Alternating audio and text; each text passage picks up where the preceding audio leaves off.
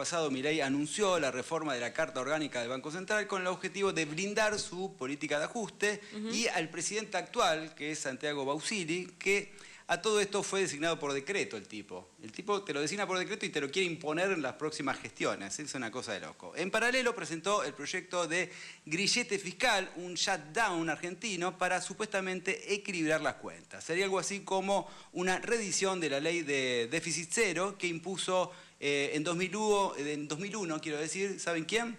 Domingo Felipe Cavallo. Así que volvemos a los tiempos del 2001, ojalá que la parte en donde ellos se terminan yendo, por ejemplo, podría esa parte, ser, ¿no? Sí, un revival. Lástima que también la sociedad la pasó muy mal, yo creo que hay mucho miedo de que eso vuelva a suceder. Sí, hay un costo muy alto. Todo indica que vamos para ese lugar. Vaya a saber, esperemos que no, pero tampoco sé qué sería lo mejor en definitiva, ¿no? Porque si seguimos así nos regalan hasta, no sé, las próximas generaciones van a estar vendidas de aquí en adelante. Bueno, para hablar de todo este tema, de la deuda externa, del endeudamiento, de la morosidad, de la situación de la gente, bueno, estamos en comunicación con Julio Gambina. Él es doctor en Ciencias Sociales y profesor de Economía Política, a quien tenemos en línea y nos está viendo desde hace rato. ¿Qué tal, Julio? ¿Cómo te va? ¿Cómo andás? ¿Qué tal? Un gusto grande, Pablo. Saludos a ustedes y a quienes nos están escuchando.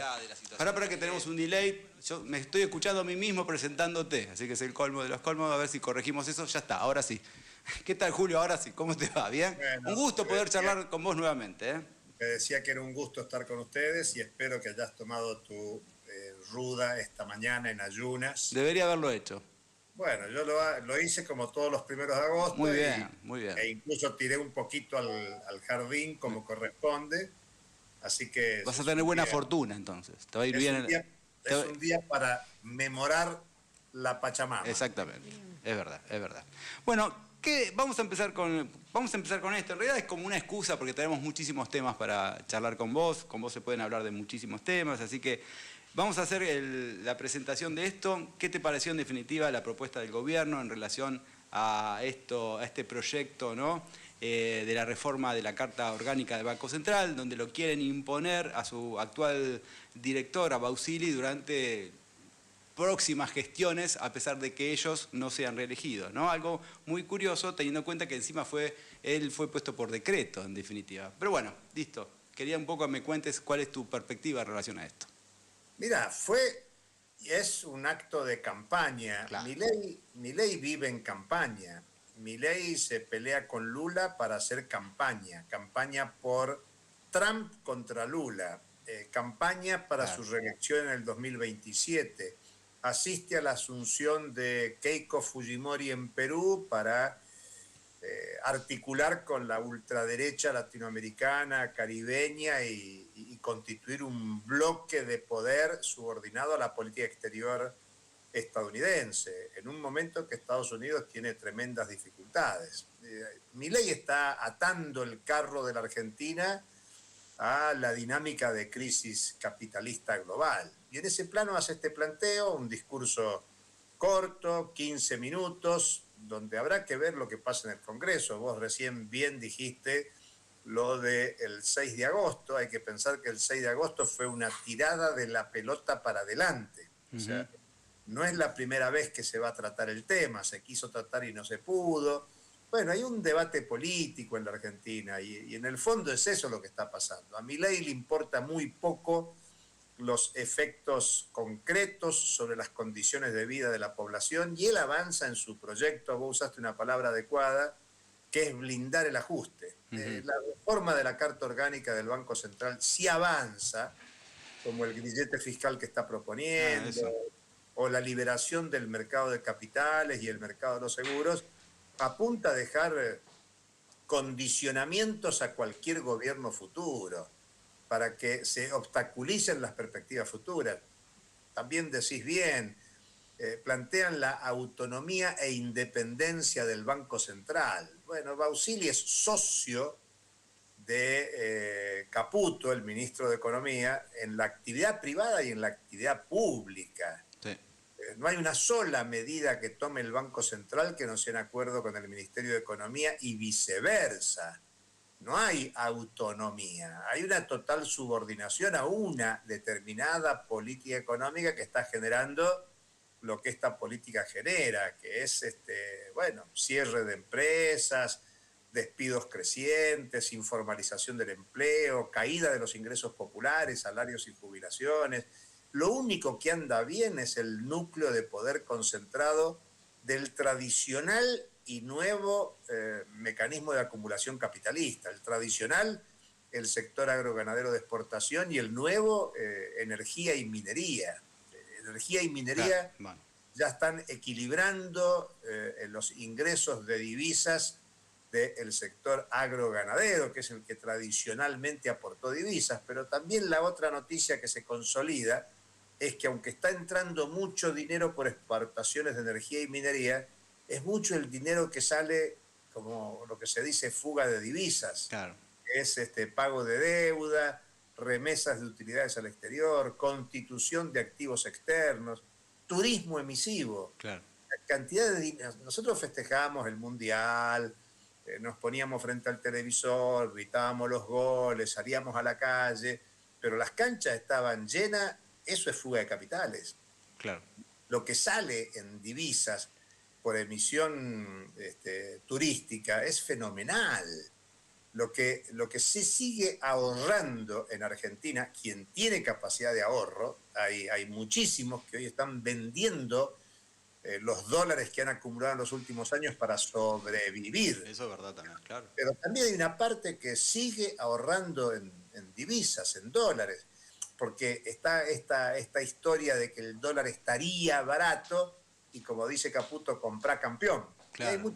Hay muchos campeones que compran y se estima que este año la cifra de compra de dólares es superior a los 20.000 millones de dólares. Es una cifra gigantesca. Mira, me hiciste acordar, viste que había hablado el vocero, Javier creo que se llama, Sí. que dijo que él estimaba que el dólar a fin de año iba a estar en 1.800. Una cosa que después se desdijo, dijo que era una postura de él personal, Sí, pero es una locura lo que Lo que planteó. pasa es que es un muchacho con muy poca experiencia política. Ningún ministro de Economía, presidente de Banco Central o vocero económico, él es un licenciado en Economía, profesor universitario, tiene que hacer ningún tipo de anuncio, ni que va a subir, ni que va a bajar. El único que puede decir esos disparates es Milei. Yo pensé que lo iban a rajar después de eso, y no, ahí está. Lo que pasa es que es intrascendente, nadie le da importancia, no tuvo impacto en lo que se llaman los mercados. Parece. Lo No, viste, no, los mercados actúan cuando ellos quieren, en realidad. Lo que pasa es que es una función intrascendente. Tenía peso político con Adorni, porque Adorni le logró una capacidad comunicativa Claro. funcional al proyecto de la ultraderecha. Fue un gran comunicador para esa función, no es que sea un gran periodista ni cosa por el estilo. No, por supuesto. Era un Era personaje un que- actor, un artista ahí. Bueno, y al gobierno Milei le vino, le vino tan el pelo, bien, claro. tan bien que encabezó la lista de la ciudad de Buenos Aires Y ganó, le ganó a, ¿cómo se llama? No me acuerdo, el de Capital Federal. Bueno, no importa, ya me voy a acordar. Sí, Pero- ganó Sí, ganó. a Santoro. A Santoro. Le ganó a Santoro, que venía boqueando que ganaba seguro, no pudo. Pero esto es política, digamos, y estamos en un tiempo político donde la ultraderecha, bueno, con el apoyo de Estados Unidos, viene de ganar en Colombia, en Perú, en Chile, y de ganar relativamente, porque Que tenés... pone presidente de Estados Unidos, eso es la verdad. Acá lo Claro. ayudó a Milei porque ganó en las legislativas con 20.000 millones de dólares que le puso. Sí, es cierto, pero también el voto está. Yo creo Sí. que hay que mirar la ayuda, por un lado, que no es menor, pero porque vos decís 20.000 millones fueron puestos a disposición, pero lo concreto fueron 2.000 millones de dólares. Claro, sí. Que Eso fue para fue- bajar el dólar un poquito porque iba a haber una devaluación en ese momento y lo Pero- frenaron. Pero el problema, Pablo, es lo que está pasando en la política. ¿Qué pasa en la sociedad argentina? Bien. Incluso muchos, vos lees los especialistas de estos días, Dicen, bajó la opción de voto y estaría, los más pesimistas hablan de un 31, 32% de consenso electoral en Milei. Sí. Bueno, ¿qué pasa? Que hay un 30% de los que votan, o 31, 32%, que siguen votando a Milei pese al desastre que supone la política económica, y quienes estudiamos un poquito la historia sabemos que con este paquete de medidas económicas la situación se va a profundizar más. Lo que se dice en relación a esto es que muchos de los votantes de Milei en realidad son los mismos que votarían al macrismo, en realidad, porque muchos de los que votaron a Milei hoy ya no lo votarían. Entonces es Bueno, el núcleo duro de la derecha, sería el 30 o 40% que votarían antiperonismo. Mirá, yo te la complico más. Dale. El tema es que probablemente sea como vos decís. Quien votó, quien tenía expectativa, ya no cree. Mucho pibe joven. Claro, la pregunta es, bueno, ¿y quién ofrece la expectativa para hacer qué? Porque...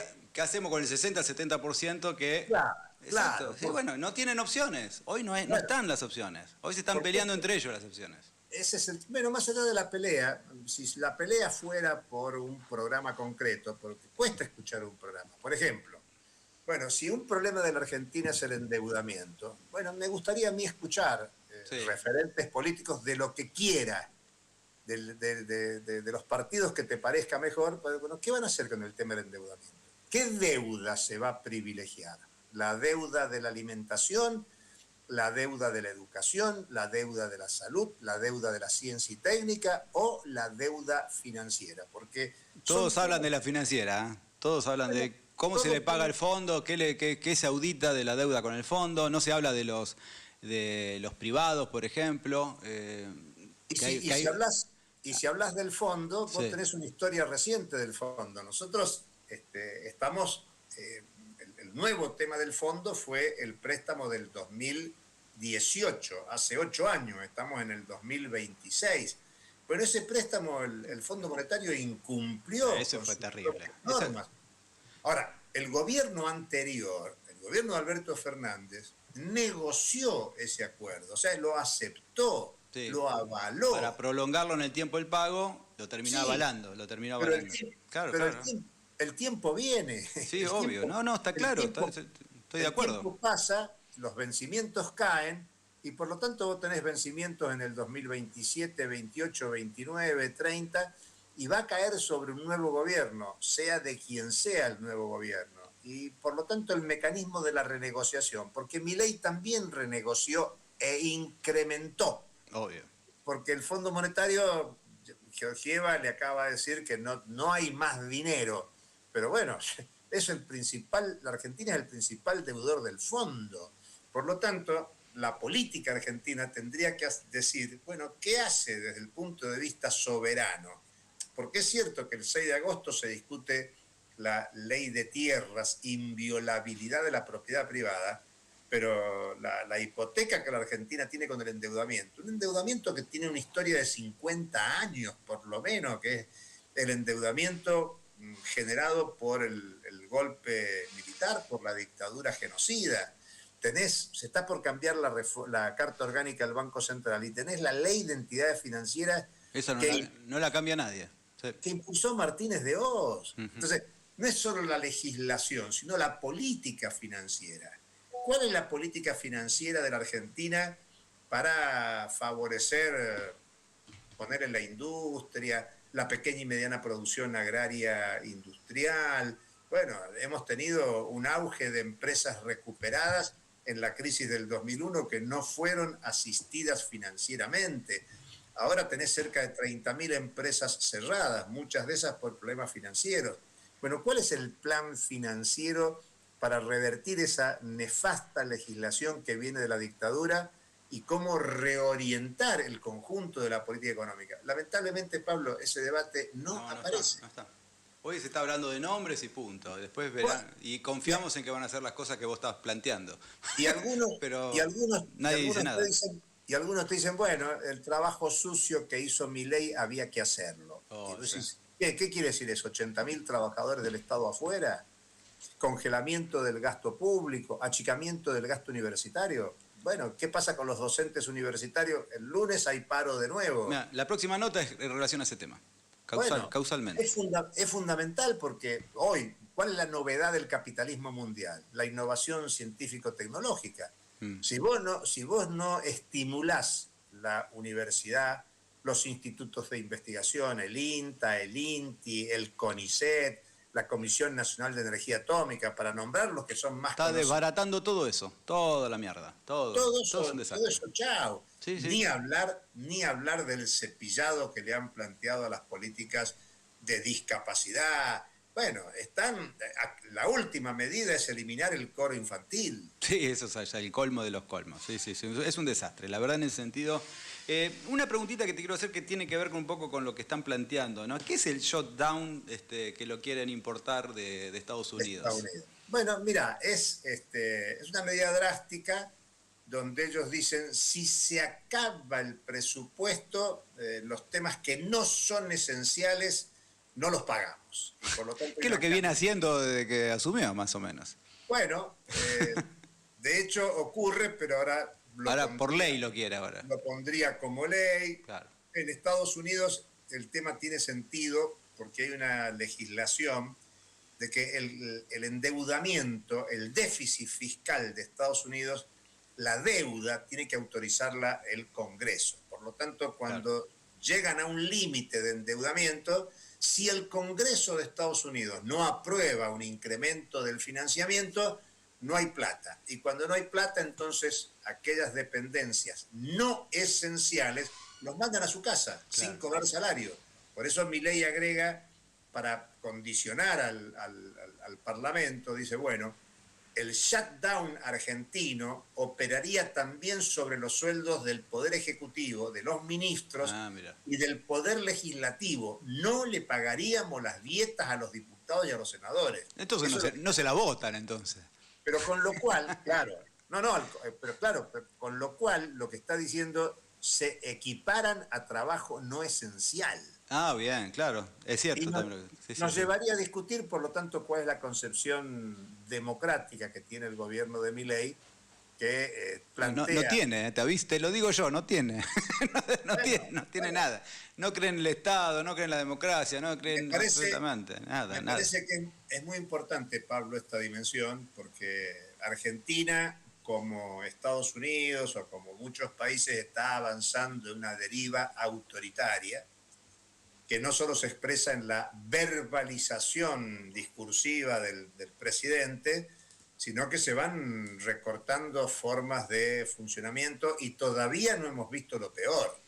Es decir, el nivel de represión, no me refiero solo a la represión física callejera, sino al tema de la judicialización del conflicto social va a crecer. Claro. Y hay una expectativa de condicionar y disciplinar a la sociedad argentina de una forma muy, muy importante. Son las nuevas formas del autoritarismo que avanzan en todo el mundo. Creo que Estados Unidos... Sí, de hecho me da la sensación que se preparan para un posible conflicto social. Ya están preparadísimos para que eso suceda. De hecho, creo que lo están provocando, en definitiva, porque más no pueden hacer para que la gente no pare de enojarse. El tema es que la gente está enojada, está descontenta, pero todavía no se moviliza lo suficiente porque no aparece el atractivo de una política alternativa. Bien. Si vos pensás en el 2001, bueno, había una demanda de trabajo muy fuerte. Hoy los despedidos migran a la economía de plataforma. Entonces, lo que crece en la Argentina es el empleo irregular. La gente se queda sin trabajo regular, pero se va a manejar un auto, a conducir una bicicleta, al reparto callejero. O hace videitos en Instagram. Entonces, claro, entonces no hay una expectativa de que la lucha y la organización sirve para reorientar una política alternativa. Eso es lo que pasó en el 2001. Se tiró por la borda la convertibilidad, que si vos lo mirás en esencia, mucho de lo que se hace hoy tiene el parentesco, el parecido con la política de Cavallo, Menem, de Rúa, de aquellos tiempos, en términos esenciales, digo, después hay particularidades y demás, pero lo diferente es que aquel entonces la gente que estaba en la calle no tenía otra cosa que hacer piquetes, fogones, Exacto. salir a la calle, a pedir planes trabajo. Después vinieron los planes sociales y ahora la alternativa al plan social es el trabajo en la economía de plataforma, reestructurando las relaciones laborales de una forma brutal. Y por lo tanto eso no genera todavía la masa crítica de protesta necesaria para generar condiciones de una emergencia política alternativa, que es lo que hace falta en la Argentina. Acá me pregunta un oyente, ¿dónde está el ahorro del Estado con todo lo recortado en jubilaciones, en coparticipación, en obra pública y demás recortes? Dice, ¿a dónde va esa plata? Me preguntan. En principio se generan condiciones para pago de deuda. El gobierno junta plata por todos lados para pagar deuda y además incrementa la deuda de una forma muy importante. El argumento gubernamental es que veníamos con un déficit fiscal y ahora ese déficit el gobierno dice que no lo tiene. Hay que explicitar que hay mucho de contabilidad creativa, porque déficit sigue existiendo, pero se esconde, se postergan pagos, pero digamos que creamos que hay equilibrio fiscal. Bueno, hay equilibrio fiscal, entonces no se incrementa el déficit, pero igual se sigue incrementando la deuda y se sigue pagando. No es que hay un ahorro que sirve para crear un fondo que, por ejemplo, se podría... A ver, el crecimiento de los dólares de exportaciones energéticas y mineras. Vos podrías decir, bueno, se podría crear un buen fondo para promover el desarrollo industrial, la infraestructura necesaria en la Argentina. No, no existe. Mirá, yo acabo de publicar una nota sobre el Fondo de Garantía y Sustentabilidad. Son más, al tipo de cambio actual son más de 70.000 millones de dólares. ¡Wow! Esa es lo que se dice la plata de los jubilados. ¿En qué se usa esa plata? Le podríamos pagar al fondo. Para financiar al Estado. Claro. Para financiar al Estado. Vos podrías tener dos destinos con ese dinero. Primero podrías decir, bueno, se podría utilizar para una política alternativa, un fondo de desarrollo productivo en lo que quieras. Después discutimos qué es lo que hay que hacer, si hay que hacer vaca muerta o alimentos para resolver el hambre en la Argentina, o energía para que todos tengan acceso. Todo eso hay que hacer. Bueno, todo. Pero ojo, porque hoy haces energía, pero es energía para la exportación y para que los dólares queden afuera. Hoy haces minería, para una minería que no se revierte en desarrollo productivo para la Argentina, sino que todo se exporta. Pero el 80% del Fondo de Garantía de Sustentabilidad está para financiar al Estado. ¿Y hoy en qué se utiliza eso?